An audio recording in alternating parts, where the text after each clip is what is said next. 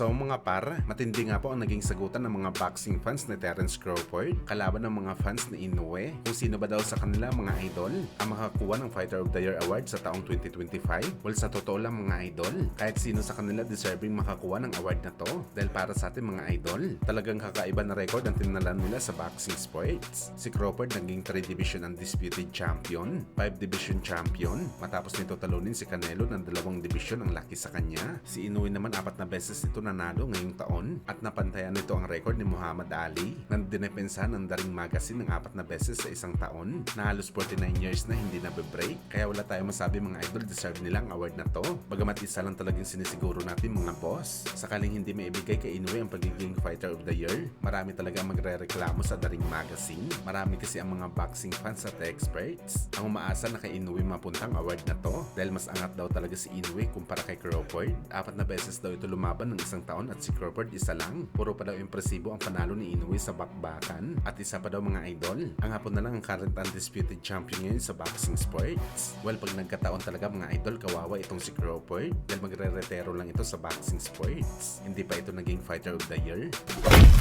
Samantala ayon naman kay Mike Coffinger, ang sagupaan daw sa pagitan ng ating pambansang amaw Manny Pacquiao kalaban sa Rolando Romero na posible ganapin sa unang bahagi ng 2026 ay malabo na daw mangyari. Hindi naman sinabi mga idol ni Coffinger kung ano ang dahilan kung bakit hindi matutuloy ang laban. Pero sa Romero daw mga boss, itutuloy na lang nito ang utos ng WBA sa kanya, ang depensahan ng kanyang titulo kay Giasov. Well, sayang talaga mga idol para sa ating mga Pinoy boxing fans dahil nawalan ulit si Pacman ng option para lumaban sa world title fight. Importante pa naman kay Boss Manny ang title fight mga idol para sa history na gagawin nito sa kanyang comeback fight. Pero gayon pa man mga boss, malaki ang tiwala natin na bahagi lang ito ng matinding plano sa laban ni Pacman. Kung sa Jason Casimero mga idol, kaya sila nagpatalo dahil sa plano. Si Pacman naman mga boss, hindi mapapalaban sa title fight dahil sa malaking plano. At tiwala tayo mga idol na mangyayari talaga ito dahil andyan pa naman ang laban ni Pacman kay Floyd na para sa ating mga idol. Kahit hindi man kagaya ng dati na pumaldo si Pacman ng malaking pera, ay masasabi natin mga boss na hindi bababa sa 50 million US dollars ang kikitain niya sa rematch nito kay Floyd. Lalo pa nagpresenta na mismo ang Netflix na gusto nila kunin ang laban ni Pacman at Floyd, kaya abangan natin to mga boss.